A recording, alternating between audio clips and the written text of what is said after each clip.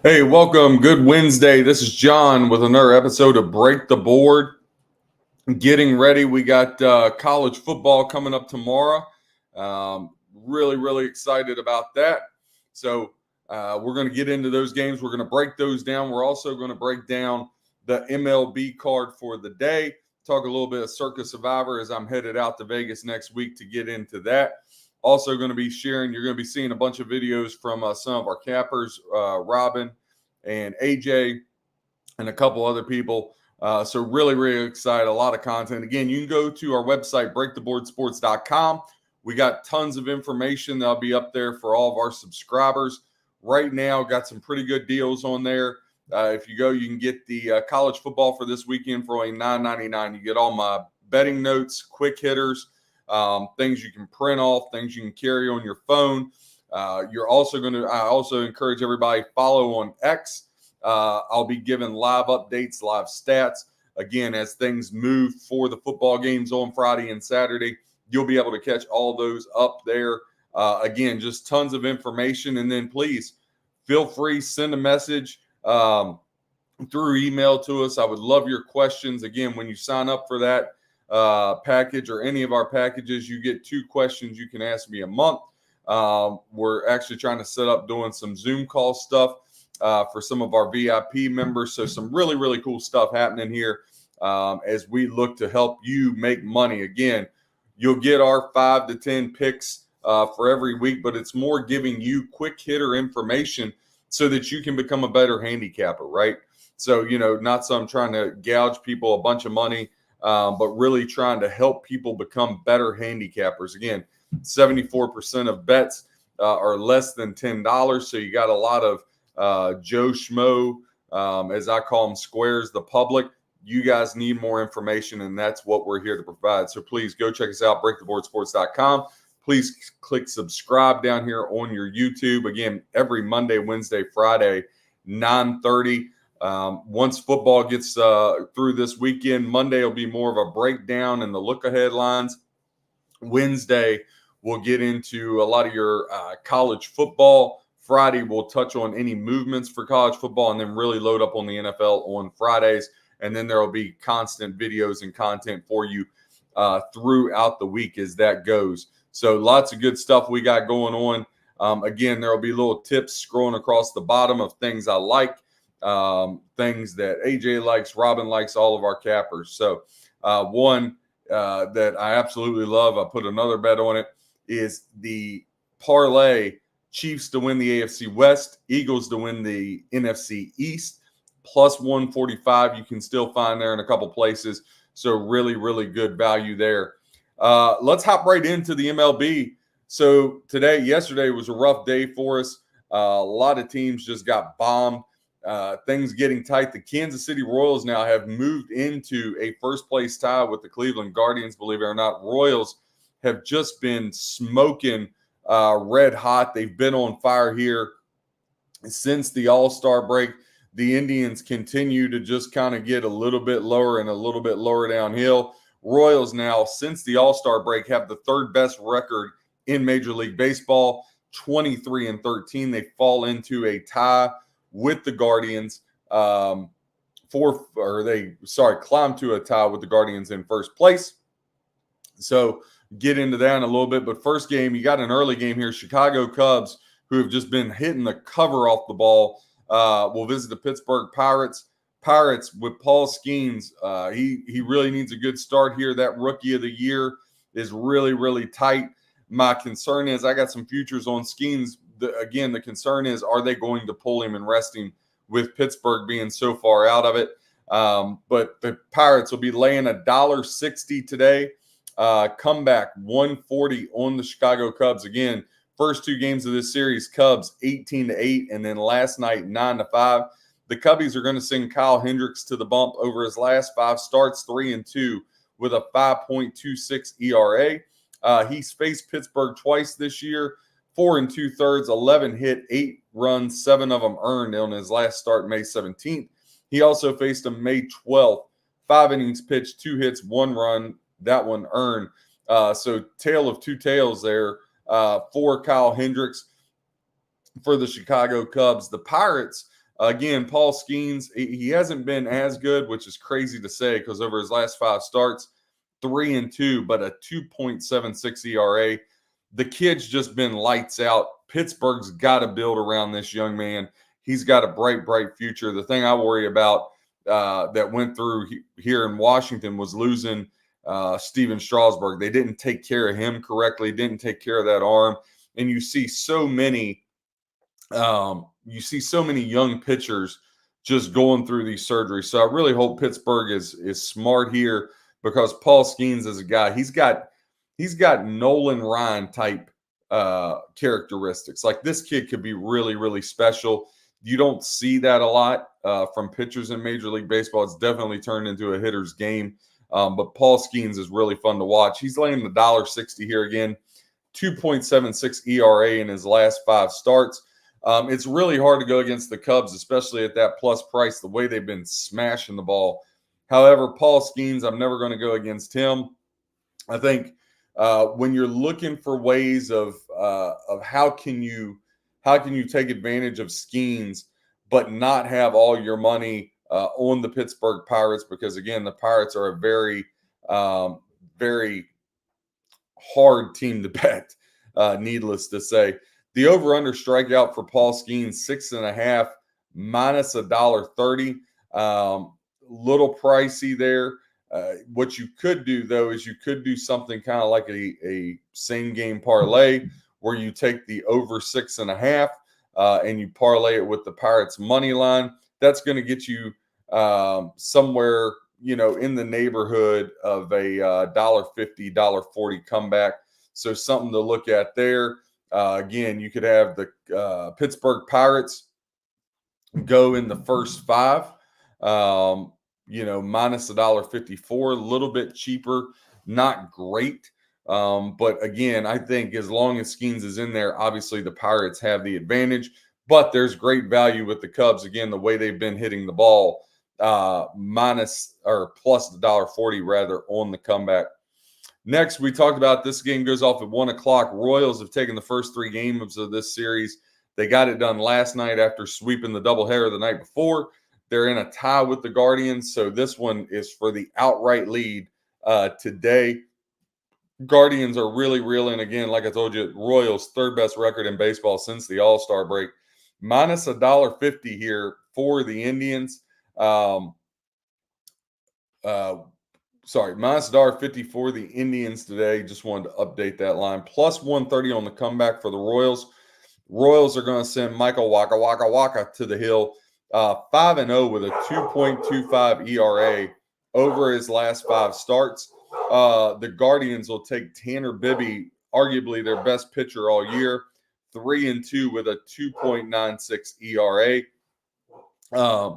Again, it's really hard to go against Waka. And the other fact of this is the Royals have taken 8 of the last 10 against the Guardians. I mean, they have absolutely owned them this year. Waka against the Guardians, 3 straight wins. Again, this year earlier, June 27th, 5 1/3, 7 hits, 1 run, 1 earned. And then you have Tanner Bibby this year. He's gotten 2 starts against the Royals.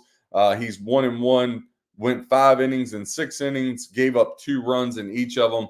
So really not his fault there. Just didn't get the runs in the loss. It was 4-3. He gave up 2 runs, and then the bullpen gave up the other 2. He just wasn't able to get run support. It's really hard to go against the Royals. Again, we just talked about it. Waka 5-0 in his last 5 starts with a little over 2 ERA. But I gotta take the Guardians here minus $1.50. The smart handicap and play more than likely is okay. You ride the Royals at plus money with a guy that's been their best pitcher over the past month and a half. But for the Guardians, if they lose this, and I know it's only a 1-game difference, but Kansas City will have absolutely dominated them. And I just wonder about the mindset, right? Like Cleveland's got to come out and play with a lot of desperation today. A lot of desperation. I think Bibby's going to give them a good start. I'll follow him one more time here. So Guardians plus $1.50. I think the Royals are going to very much end up being a trendy dog today. that people look to. So again, I'm going to ride with Cleveland on that one, but I totally understand again value and a guy that's been red hot and a team that's been red hot, and the Royals have owned the Indians 8 of the last 10. Astros, Phillies. Phillies have taken the first 2 games of this set, -110 both ways on the line. Spencer Arrighetti, who has been bombed all year long, gets to start for Houston, but 2-3 over his last 5 starts and a 2.93 ERA. He's been much, much better as of late. The Phillies will send Tawan Walker 0-5 with an 8.02. So to me, this is just really simple. Again, I think this could be a World Series preview. Houston's been amazing. They fell these first 2 games. Now you got Arrighetti. I'd said earlier in the year I won't bet on him again. But again, when a guy puts up a 2.93 ERA, he's been pitching way better over the past 2 months. And I got even money, and Walker's just gotten bombed. Plus, I got the Astros looking to avoid the sweep. Astros -110. Not only is it going to be a play, it's going to be a double unit play for me today. I really, really like the Astros. Again, avoiding the sweep with the guy that's been the better pitcher. Again, similar to the Cleveland game, the only difference is as good as Bibby's been, Walker's just been lights out. But again, I do like the Guardians -150, and I love the Astros -110 for a double unit. And Tampa Bay and Seattle hook up. Seattle -$1.70, Tampa Bay +145 on the comeback. Again, I tried to ride the Mariners thinking, okay, they fired the manager. They get a late game comeback win. They're going to get hot because now's when they need to make their run if they're going to catch the Astros. No real way for them to get to a wild card, in my opinion. Their best chance would be to catch the Astros, which I don't think is going to happen. But then they turn right around and they dropped that game last night, 3-2 to the D-Rays. Rays are going to send Drew Rasmussen to the hill. Last 5 starts, 2-3 with a 2.61 ERA. Luis Castillo will go over his last 5, 3-2 with a 4.91. His only start this year against Tampa Bay came back on June 25th. 5 1/3 innings pitched, 5 hits, 4 runs, all of them earned. Lifetime, he's 2-1 against Tampa. Rasmussen, on the other hand, he hasn't faced the Mariners since 2022, both of those being wins. Again, I wouldn't know parts of Seattle. I'm not laying $1.70 with them. They can't hit. They struggle to score. Their pitching has been wonderful all year, but it's stretched to the max. I think they're out of gas. Again, I called this way before the All-Star break. I said Houston's going to catch the Mariners and blow them away. I still think that's going to happen. Even though Rosman's been good, I think if you're going to make a play here, you got to take the value with Rosman and the Rays. And it's more of a play against the Mariners offense that just can't hit. You know, it's not just me saying it. Everybody in the world talks about how these guys can't hit. It just absolutely incredible to have that kind of pitching. Miller, Gilbert, Castillo, Wu. I mean, they got a great staff, and the bullpen's been solid, but they just, again, to me, if you're going to make a play here, you take the dog or there's no play. Oakland A's and Cincinnati Reds, -110 both ways today. If you bet this game, you're probably on either a diehard fan or you're on suicide watch. I don't know what else to tell you. Badito goes for the A's, 2-3 over his last 5 starts with a 5.40 ERA. Reds are going to take Fernando Cruz to the bump, 1-3 with a 1.42 ERA. Again, I just got no real opinion here when you have 2 dead teams that they're going to have a lot of minor leaguers coming through. That they're trying a lot of things. Obviously, the A's have been dead from the very beginning. They have been able to hit the ball, though. You know, your over-under setting at 10. It's a little high for my liking. Again, if I'm going to go anywhere in this game, the A's took game 1 of this series yesterday, 5-4. I'm probably going to look to the Cincinnati Reds if I was going to make a play on this game, minus the 110. But when there's 2 dead teams, one of my big philosophies and rules I like to live by is when you got 2 dead teams, it's really hard to make an argument either way. Really, really hard. So that's something that I try to live by. So that follows this cadence. So I'm just going to walk away there. Detroit Tigers minus 150 hosting the Los Angeles Angels. These two teams have split their last 10 meetings. Last night, the Tigers got it done 6-2. Griffin Canning will get the call for the Angels, 3-2 with a 6.26 ERA. Mason Ingerlet, he'll go for the Tigers, 3.38 ERA.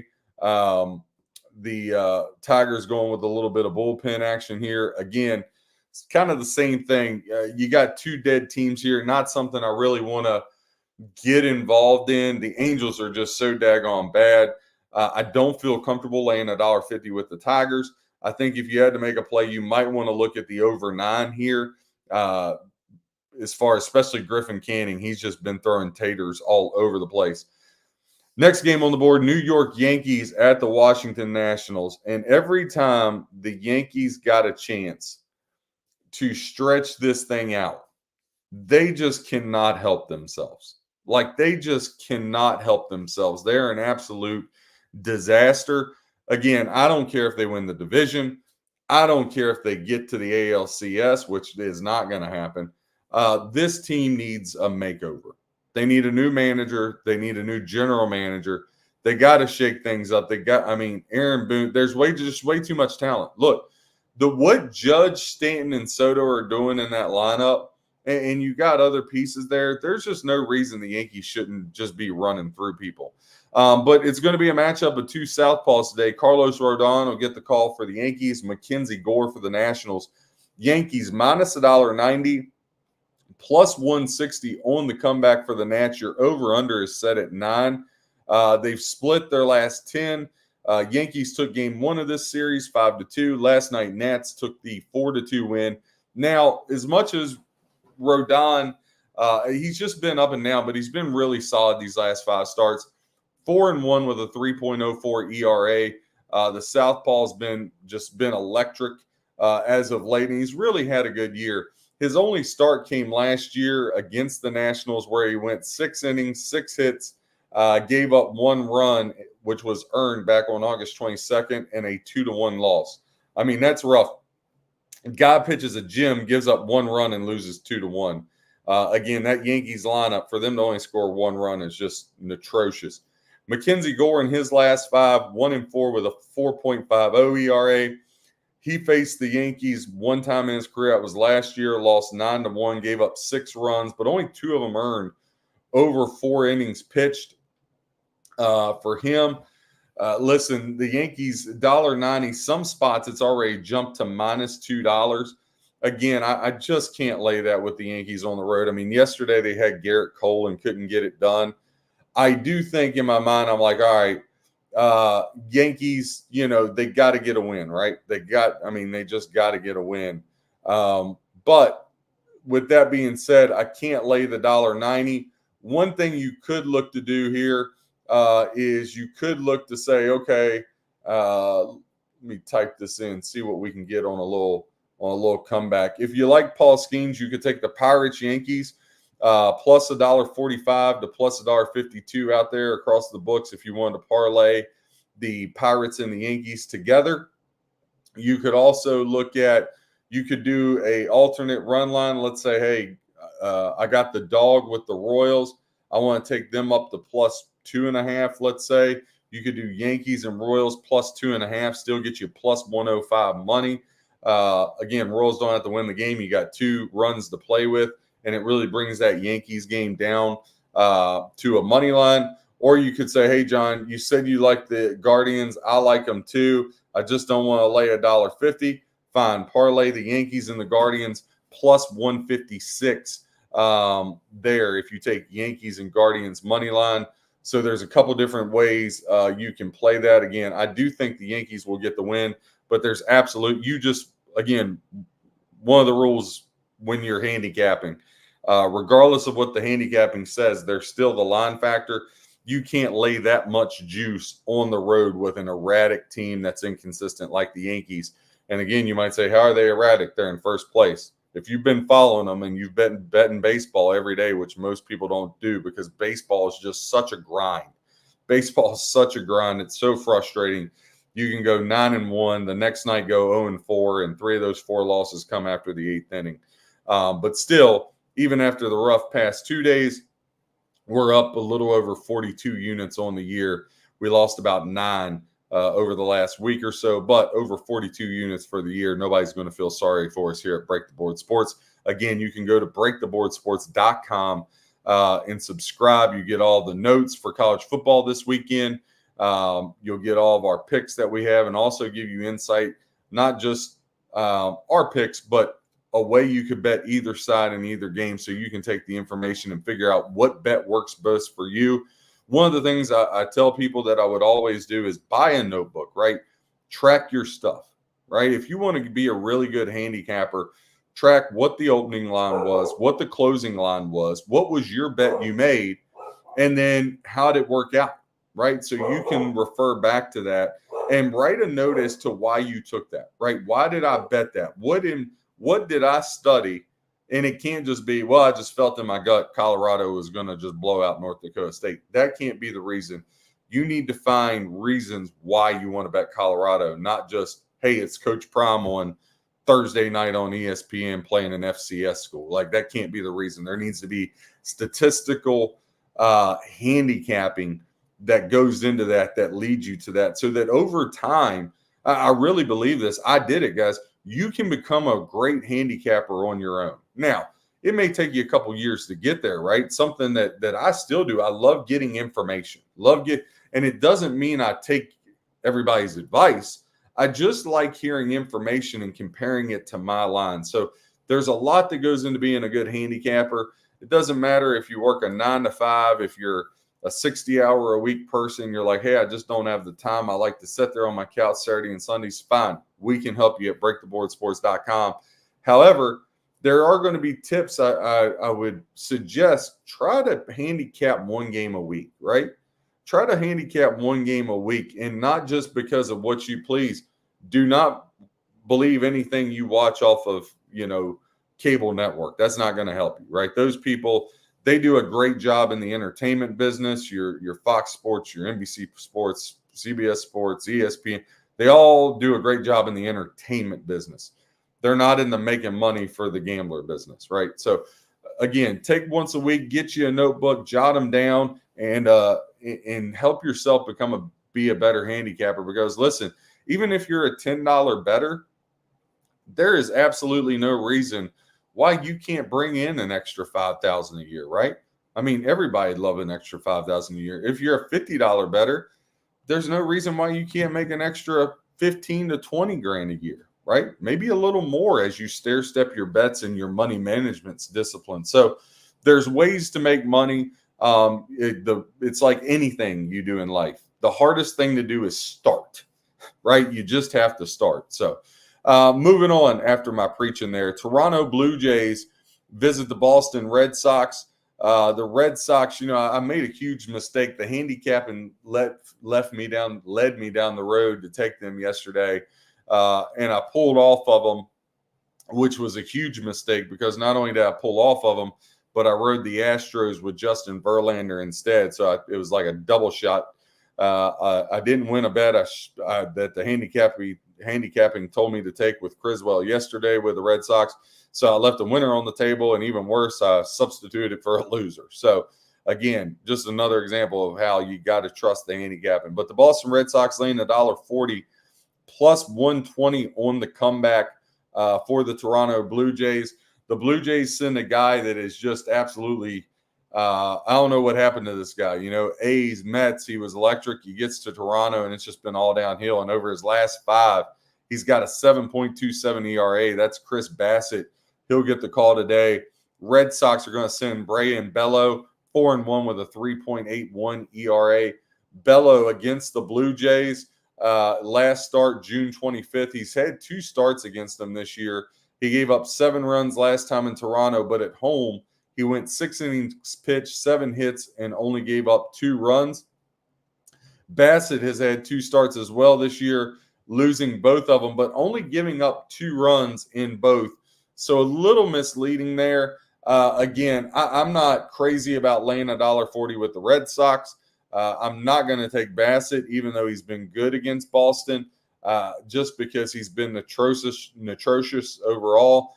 So this is going to be a stay away. But listen, I totally get if you want to go with the value here. I do think the over under 9, the overs juice minus 115 could be something you want to look at there. Again, if you're a big person like me that you think the Yankees are going to win, but you don't want to lay $1.92 on the road, you could get a little parlay action with the Red Sox.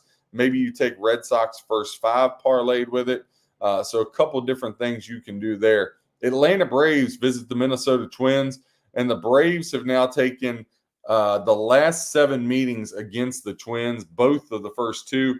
The Twins haven't had a problem scoring runs the first 2 games of this series. They've put up a 6 spot in both.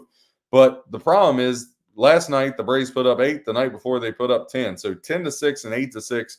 The Braves have just they finally came alive.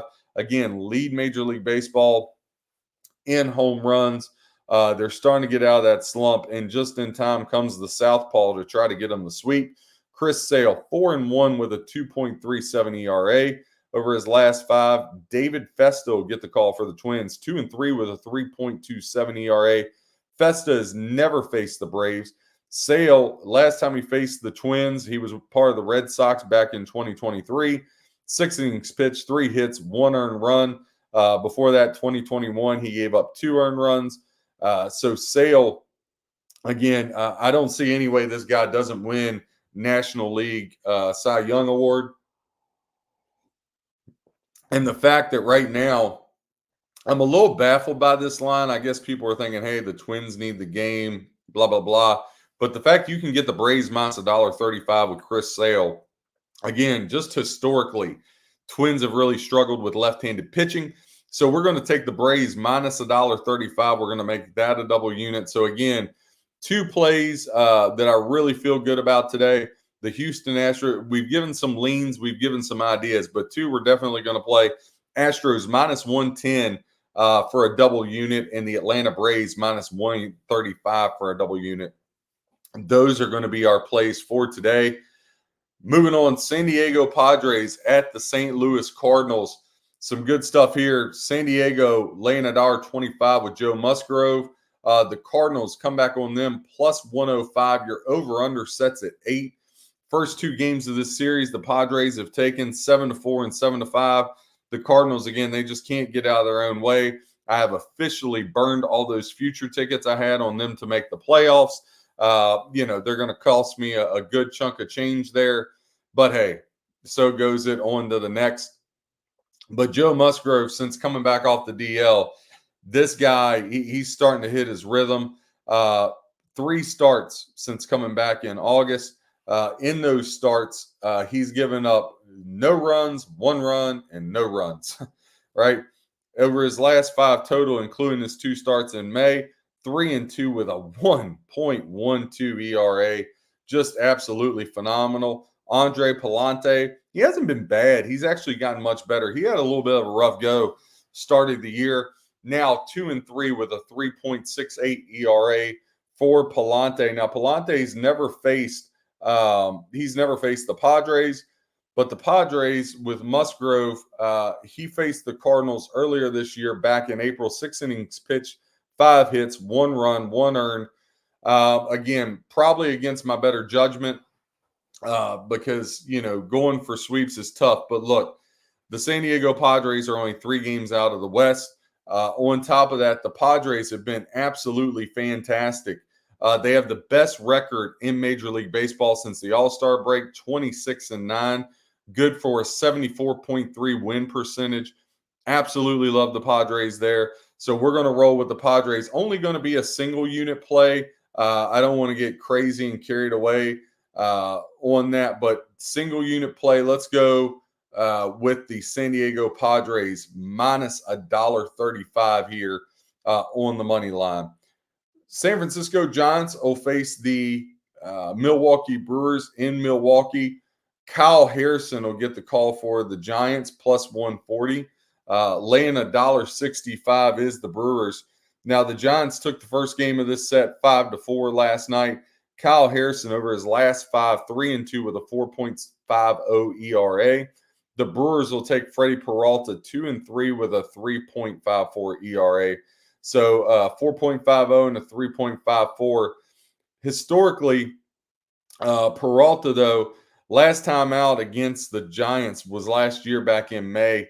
He's only faced them twice. In that outing, he went 2 1/3, 8 hits, 10 runs, 4 of them earned. Just an absolutely horrific start. And the southpaw Kyle Harrison, he's never faced the Brewers again. Giants are desperate here. Brewers really don't have a lot to play for. The NL Central is all but locked up for them. The Brewers are kind of poking around for the 1 seed there. I tell you what, if you're looking for some futures, because I found this interesting, and I want to go back to it because I was messing with it laying in bed last night, and I was like, that's pretty interesting, because I think now you need to start looking at odds for the World Series and how can I set myself up for a hedge, right? So 11th best odds are the Brewers at 21-1. I mean, I think that's worth a flyer. You got the Brewers and Royals both 21-1, and the Diamondbacks 20-1, and the Padres 17-1. Listen, I'm a big fan of the Phillies, but you're not going to get Dodgers Yankees. Neither one of those teams are getting to the show. The Orioles, they don't have the pitching. They're not getting to the show. Astros, 9.5-1. Okay, I can see it.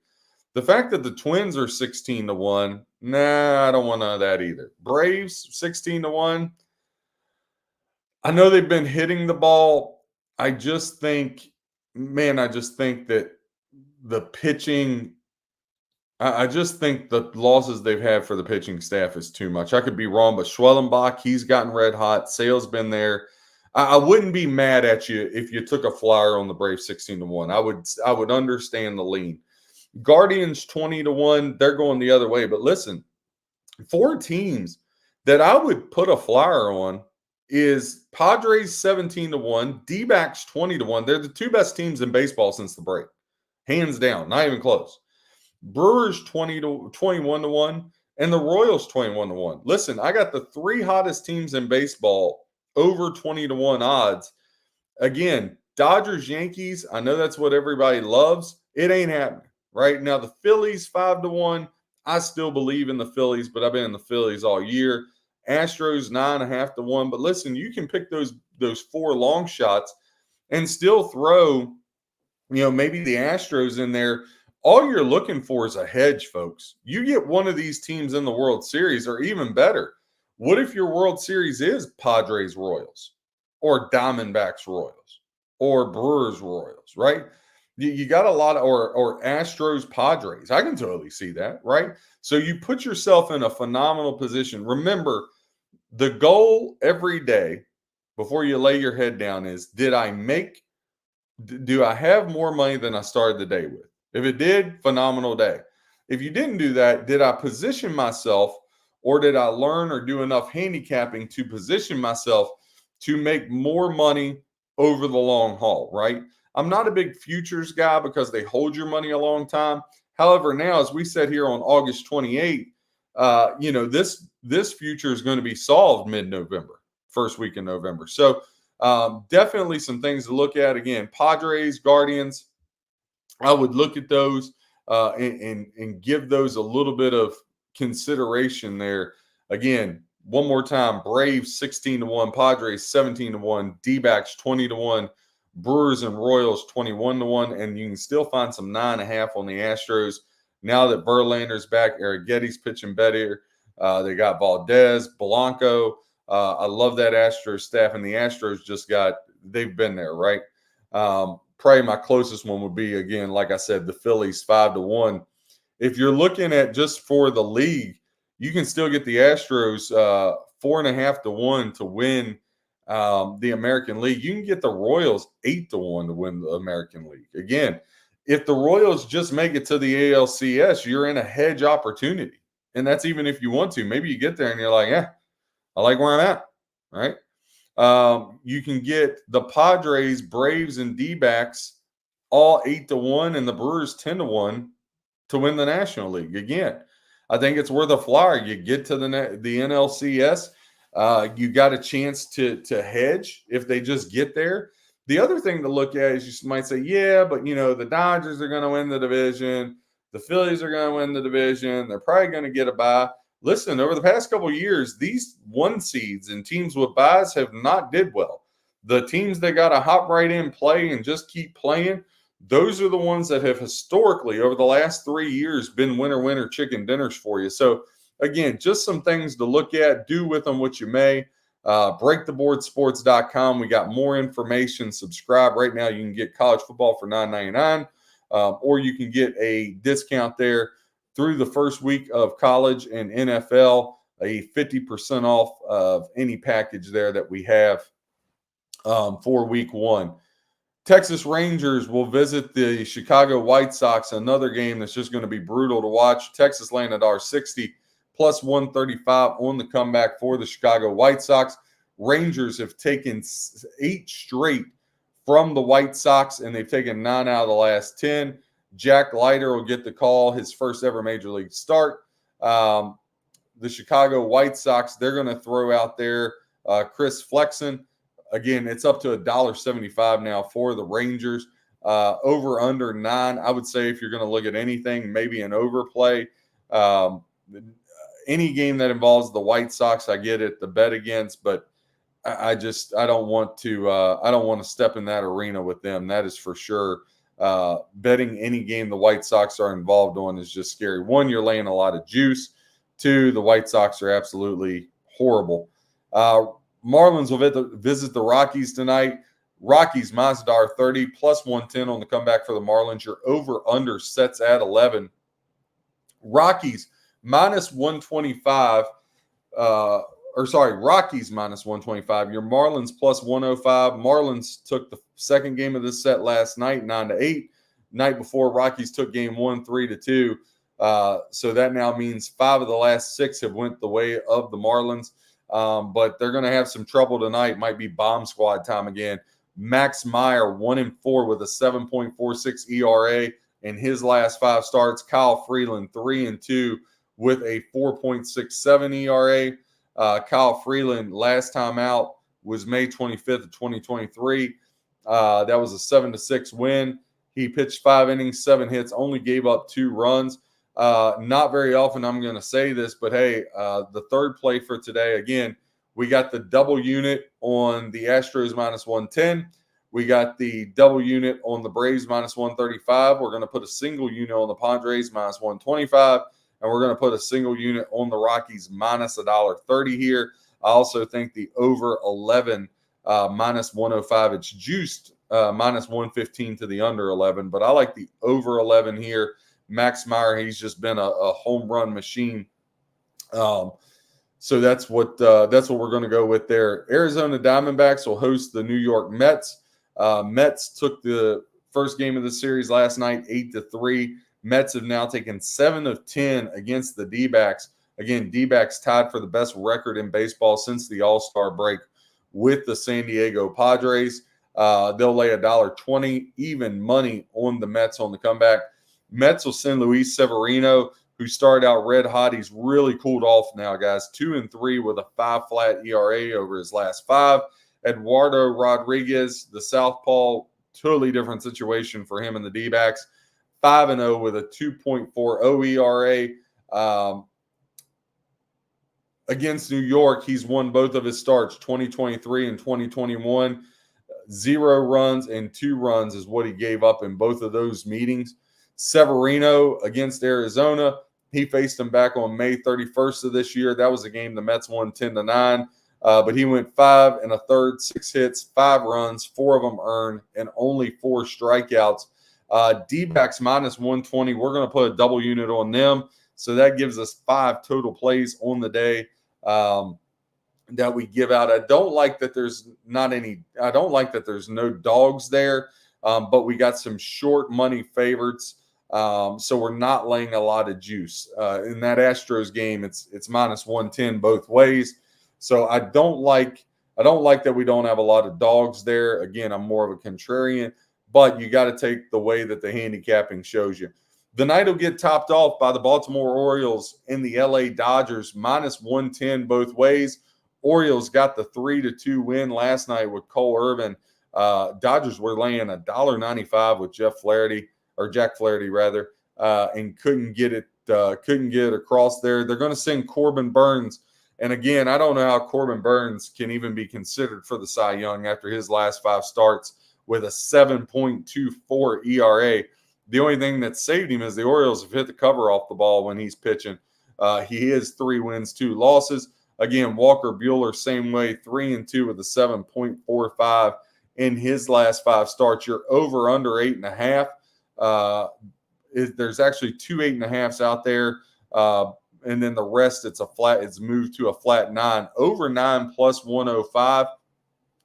No, it sounds a little crazy, but you might want to look at the over, right?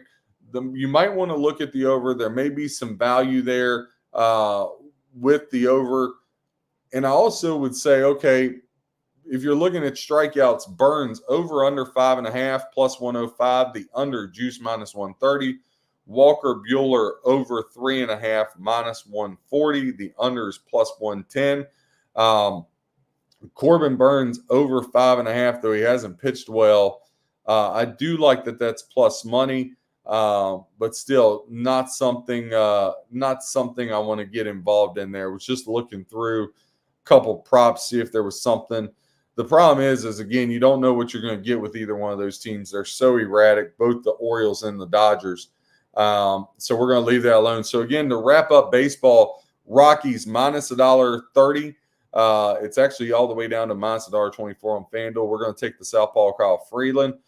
D-backs minus 120 is going to be a double unit play. Padres with Joe Musgrove minus 125 is going to be a single unit. We're going to take the Braves minus 135 for a double unit. And we're going to take the Houston Astros with Spencer Arrighetti, who's pitched way better, and Walker's just been, he's the only thing Walker's did is throw BP for the home run derby this year. Astros minus 110. That game's minus 110 both ways. And again, the big game of the day at 1:10 Eastern time, Royals Guardians. The winner of that game will have the outright 1-game lead in the AL Central. Hard to believe that the Guardians have given that up and let the Royals. Everybody thought it was going to be the Twins, but now the Royals have gotten back in the game. Want to talk a little bit of Circa Survivor. Obviously, going out to Vegas to get registered for that. Got all signed up. Thanks to a couple good proxies. If you're looking for a good proxy, Winner's Circle, they're the most trusted, respected in the space. So give a look at them. But just want to run down through the NFL games and the card. Not going to talk about lines. Again, we're not talking about that. We're just talking about the Survivor. I'm also going to put a poll. You can follow us on X. They're tweeting those out. I'd like to get some responses. We are in the Circa Millions. That's where you pick 5 games against the spread every week from the line that they have. We're also going to be tailing the Friday football invitational that Matt Humans and Visa and them do over there. We did that last year. We were holding about 7th place, and then had some personal stuff. I fell off for 2 weeks, and so it was just no reason to keep tailing that. But we are going to tail it. Committed to that this year, just to kind of see how we do here at Break the Board Sports between me and the rest of our handicapping team to see what we can come up with. But again, I'm looking again. Bengals, Patriots. Everybody in the world is going to take the Bengals. I don't see any way the Bengals would lose a home opener. Dear God, I'm picking them to win the North this year. And the Patriots, it's really hard to not see the Patriots being the worst team in baseball, or the worst team in the NFL. Sorry, apologies. Worst team in the NFL. I just don't like anything the Patriots are doing. But what scares me, the reason I'm not just like, okay, let me put all my entries on the Bengals, the thing that gives me pause is if the Bengals were to lose, I would venture to say we're not going to get real numbers until Saturday once they close registration next Saturday.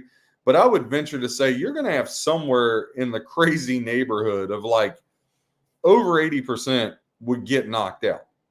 And so I just don't want to get knocked out. First of all, getting knocked out the first week sucks, right? You put a couple $1,000s up for a couple different entries and be out the first week. That would be a bummer.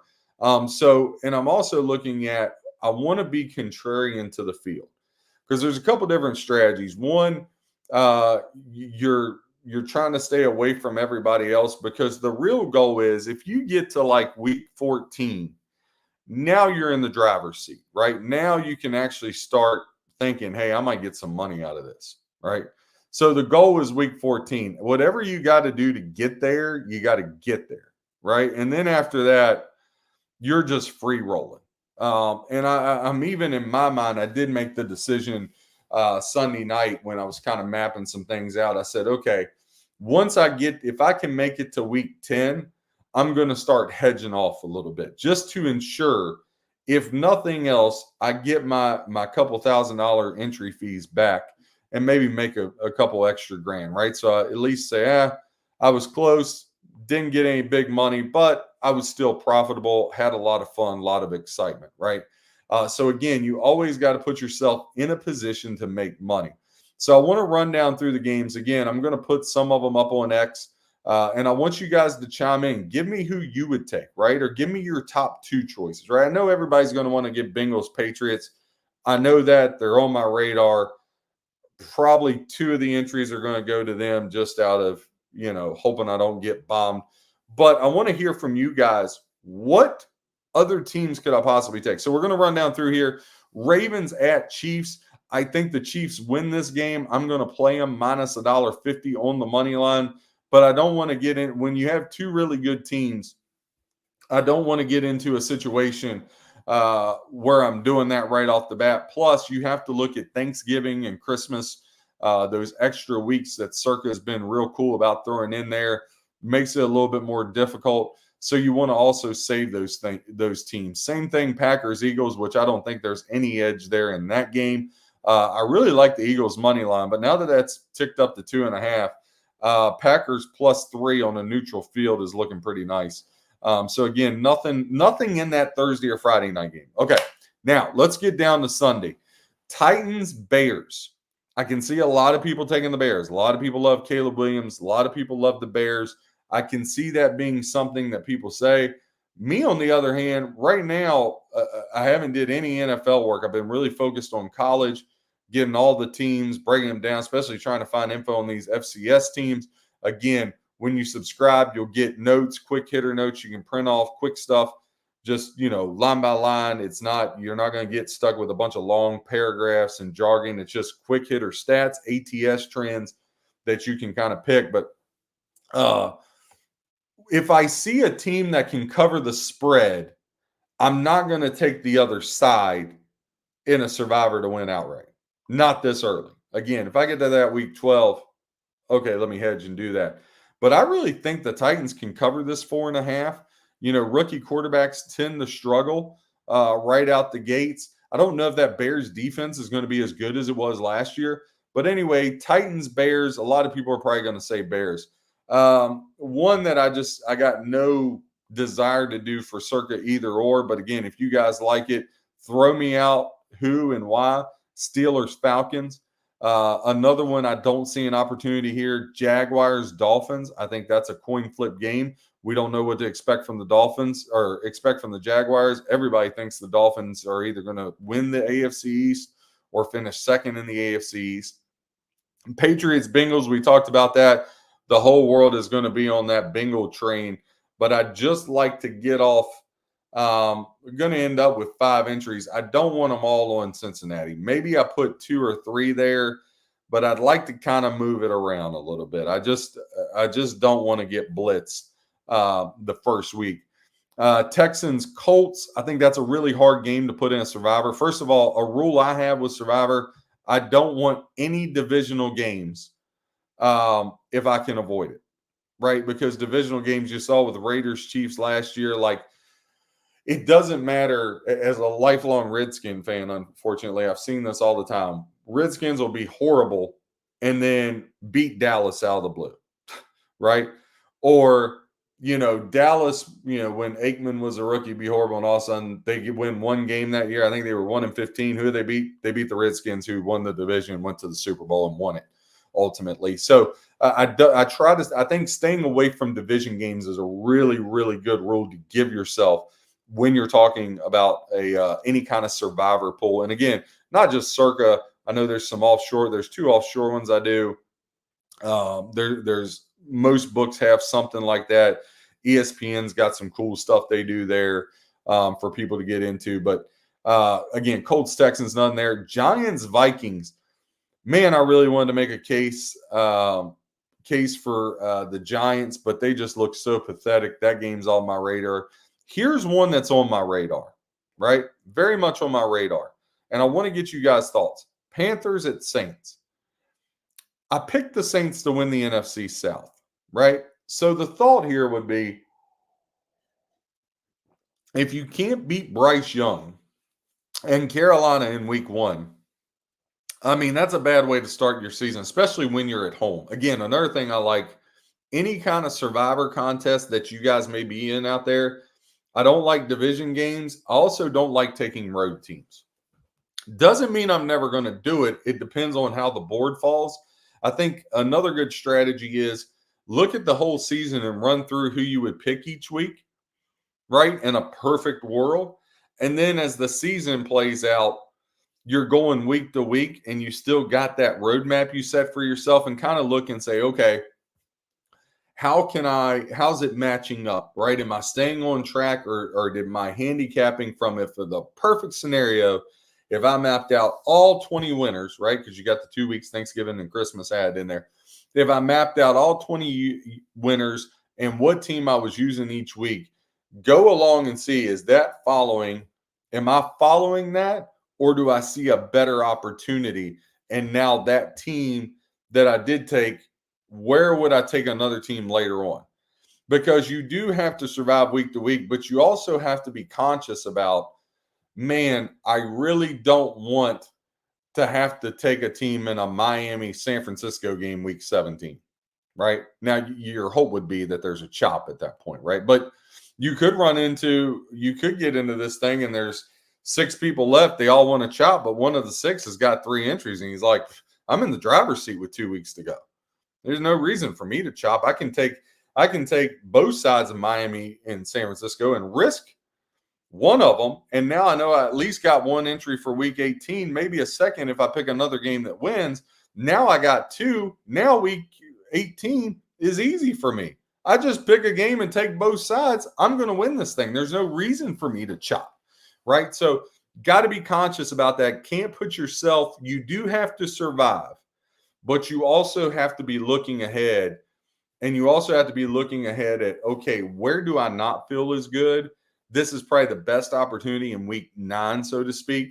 I may not feel good about it, though, because it's dicey. Or, hey, if I get out week 9, I want to make a profit, then maybe that's where you take the other side. Again, hedging in these survivor things, good way to make money. But behind the Bengals, Patriots, Panthers, Saints is another one. I'm leaning Saints. Again, if I get you guys' opinion. Cardinals, Bills. I've had a couple people tell me the Bills, look, but that line's went from 7 down to 5.5. I love the Arizona +7. I bet it about a month ago. I think Kyler Murray has a comeback year. Buffalo, I got huge questions.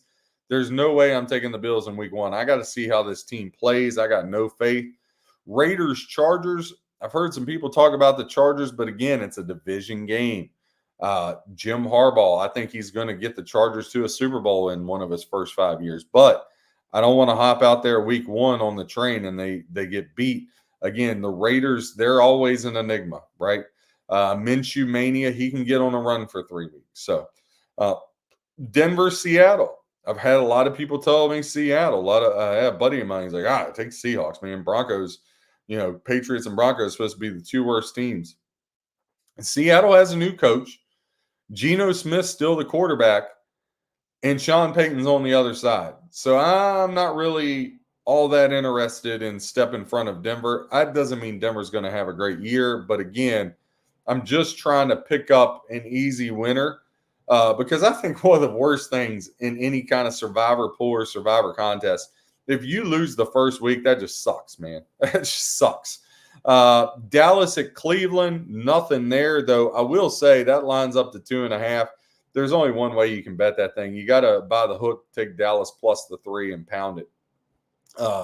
I got no faith in Deshaun Watson. I haven't seen anything. He's not the same quarterback that I watched and pulled for at Clemson and had those couple good seasons, first couple seasons of Houston. He's not that guy anymore. Washington at Tampa. I know Tampa made the playoffs last year. Washington's got a rookie quarterback. Todd Bowles should feast on a rookie quarterback, the head coach, who's the defensive wizard, also there at Tampa. But I can't trust Todd Bowles. Rams at Lions, too good of teams. Jets and 49ers, too good of teams to pick one.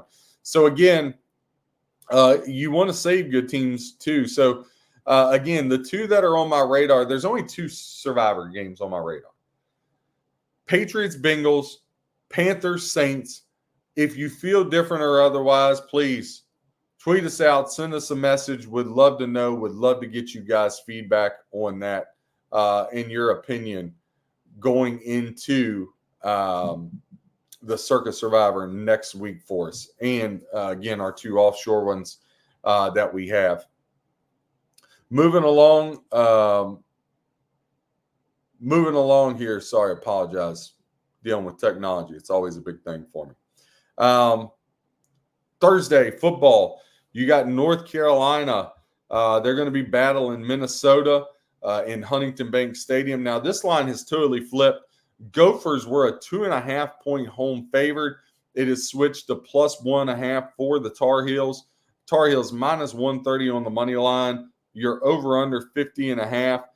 That's a 4.5-point swing from the Gophers to the Tar Heels. That's really, really hard to do. Now, college, your line, obviously NFL, your lines will move a little bit. College moves a ton. But still, that's a huge, huge line movement. When it was 2.5, I was like, all right, maybe North Carolina plus 3.5 would be a play. Now that Carolina's the favored, I'm not really interested in this. Again, I know people are going to say, hey, Thursday night college football, yeah, there was week 0, but now it really gets going, and there's going to be games on TV, and I want to bet. Remember, the number one advantage you have as a bettor is you don't have to make a bet. You don't have to make a bet. Again, I talk about this all the time. We have these cell phones in our hand, and they're so they get in the way of life so much. They get in the way of making money, get in the way of family, get in the way of all that. They're a good tool, but you got to be super disciplined. Most people aren't. So when I look at that, you got to look and say, okay, I don't have to make a bet. So I don't have to be. Now, that doesn't mean you don't have it in there and you can't say, hey, there's a good, I got a good spot here for an in-game wager, right? But you can't sit there and just be firing off bets. And next thing you know, if you are only a $10 bettor, you fired off 100 bets or $100 in bets, or, hey, I'm going to play this little parlay for $1, this one for a $2. Every bet adds up. Do not ever look at it as it's just $2.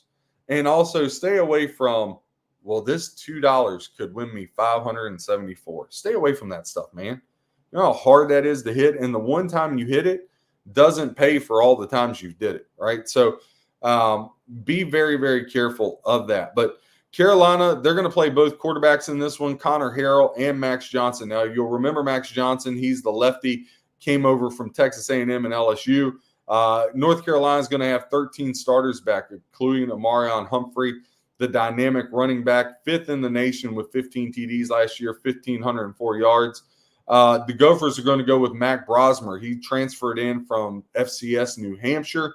Now, the advantage he has a veteran offensive lineman, 4 offensive linemen, 3 come back from last year's team, 3 seniors and a junior. Under PJ Fleck, Minnesota 14-8-1 ATS versus non-conference opponents. And also 21-2 straight up against non-conference opponents. UNC 20-20, or UNC since 2020, 10-3 straight up versus non-conference opponents. And get this, out of the 10-3 straight up against non-conference, all 3 losses came to my Fighting Irish. So if you take Notre Dame out of the equation, outside the ACC, North Carolina 10-0. A good trend there if you're looking for a reason to bet North Carolina. Right now, 54% of the tickets are on the Tar Heels, 66% of the handle on the Tar Heels. Minnesota gets 46% of bets, 34% of the handle.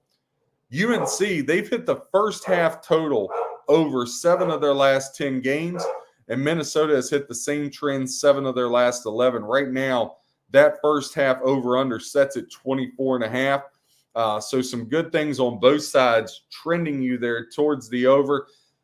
I think if I was going to take that, though, I'd want to try to find a 24 somewhere. 14-10 is more realistic. Getting over that may be a little tough for me to swallow, just because you got two teams with new quarterbacks. It's the first game of the year. Obviously, you see a lot of teams try to take a shot early over the top, get the crowd into it, or take the crowd out of it, get their season rolling. But more than not, you see a lot of jousting back and forth. And listen, just because you score first doesn't mean anything. You might find some good props, team to score second, or a team goes up 7-0, like Florida State did last week. You jump on the other side, sprinkle a little on the money line. Georgia Tech ultimately coming back and hitting that field goal at the buzzer, 24-21. We had Georgia Tech plus the 11 for a double unit. So 2-0, up 2 units on the year with Georgia Tech for the season. So Minnesota, the first half spread, they've covered 3 of the last 4 games. Again, if as low as it is, Minnesota money line would be the play. UNC, consequently, in the first half, they have not covered a first half spread in their last 7 games. UNC 0-7, their last 7 games against the spread first half. If you bet that, you're down 7.75 units. So really, really tough one there. Another one, Minnesota has hit the game total for the whole game 4 out of their last 6 home games. If you've bet that, you're up 1.80 units. That gives you a 27% return ROI there in that one. Looking to another game tomorrow night on Thursday, you got the Colorado Buffaloes. They're going to be hosting North Dakota State. The Buffaloes, a 9.5-point favored right now. Colorado over under 58.5, juiced minus 115 to the over. Colorado's got 76% of the bets, 78% of the handle. North Dakota State, 24% of the tickets and 22% of the handle. Colorado has covered the spread for their last 5 games. If you've bet that, you're up plus 2.9 units, a 53% return ROI. And they've hit the first half game total over 2 of the last 3 games that they've played. If you've bet that, you're up 2 units. You have a 61% return on your investment if you've done that with them. For the first half here with Colorado, you can get that. Let's see.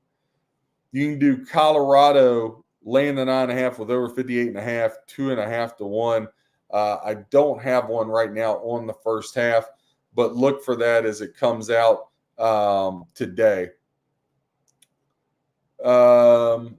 Moving right along, next game on the board, you got Coastal Carolina visiting Jack State Thursday. These two teams, ton of success last year. 2024, you got more questions than answers. Coach Rich Rodriguez of Jacksonville State, they went 9-4 last year, but they only returned 3 starters on offense. And on top of that, they had a quarterback, Zion Webb, that has been there the last 7 years. He's on the Tyler Hansborough plan, as I call it, or the Stetson Bennett plan. He's finally gone, so now they got to start all over. Coastal Carolina, they're in the same spot. 3-time Sun Belt Player of the Year, Grayson McCall. He finally transferred out to NC State. Both of these teams have rotated 4 quarterbacks through the spring and summer. So, again, over under 55.5. You may want to look towards the under. Jacksonville State sets at 2.5. 54% of the tickets on Jacksonville State. They got 50% of the handle. Coastal Carolina, 46% and 50% of the handle, correct. In that game, got no real opinion. Again, 2 teams that are just trying to find their way. I think you want to see how that game goes. I do think the under is a good way to look at this. Michigan State, switching over to Friday, Michigan State laying 14, Florida Atlantic. 78% of the ticket count on Michigan State, 82% of bets. If you look at Temple and Oklahoma laying 42.5. There's been a little bit of Temple money come in now. That handle was like 80-20. It's now moved up. It's 64% in way of the Sooners, 36% in the way of Temple. TCU Stanford, we've been talking about that game. It was 8.5, 9, 9.5. Now it has finally touched 10. A little bit of reverse line, reverse here on the money. 64% of tickets for TCU, only 40% of the handle. For Stanford, 36% of the tickets, but they have the overwhelming 60% of the handle. So I circle that and say that's a perfect example of pros versus Joes, sharps versus squares, professional bettors, public, whatever you want to call it. Again, once you subscribe, you can go to breaktheboardsports.com and get one of our packages. Right now, we have 50% off, or you can go $9.99 for this weekend, give it a try out with the notes and all. But we'll have some notes up there with TCU and Stanford breaking that down. Moving to Saturday, couple things with the big swings. Teams with less than 10% of the handle for Saturday. One of those is Austin Peay. They're only getting 7% of the handle at Louisville. Louisville laying 36.5 in that one. Tennessee, Chattanooga, they only have 5% of the handle. They're catching 39 at Tennessee. Let's see, who else do we got here? Ohio, this is a crazy one. Syracuse hosts Ohio. Syracuse laying 17.5.